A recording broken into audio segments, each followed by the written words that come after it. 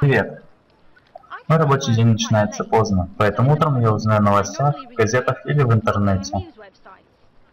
Для меня важно быть в курсе того, что происходит в мире. Сегодня я узнаю обычных прохожих о том, что они думают о СМИ и о новостях. Как же они следят за новостями? Я узнаю о новостях в интернете, потому что сейчас у меня нет телевизора. Обычно, когда прихожу домой, я смотрю новости по телевизору.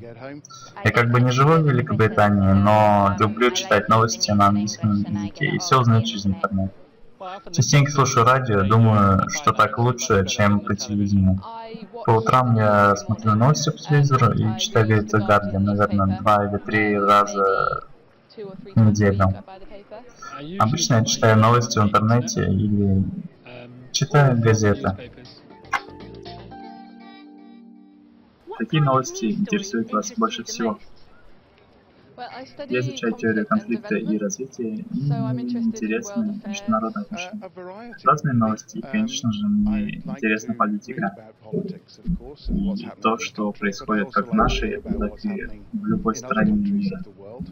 Мне интересны любые новости. Слежу за текущими событиями. Интересно все, связанное с техническими открытиями. Но могу почитать и желтую прессу о жизни, слухах и расставании звезд. Я, к сожалению, не фанат желтой прессы, но мне очень нравится спорт. Я по профессии врач, и для меня важны новости медицины. Мне не интересны новости из мира поп-культуры. Я не думаю, что такие новости заслуживают внимания. Как современные технологии и новые СМИ меняют наше отношение к происходящему? Сейчас я могу просто включить ноутбук и узнать об актуальных событиях. Я могу узнать о том, что происходит прямо сейчас. Есть много источников информации, и всегда можно сравнить и понять различные точки зрения. Новости стали доступны для всех, и сейчас любой может узнать, что происходит в мире совершенно бесплатно. Мы привыкли доверять телевидению и другим СМИ.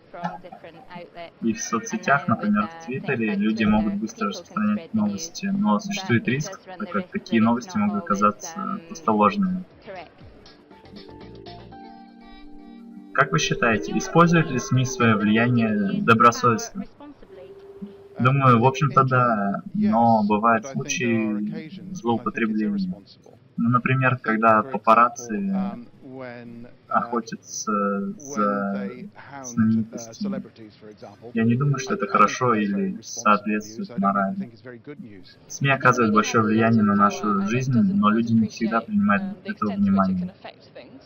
Думаю, в этой стране СМИ добросовестные, но в других странах все возможно.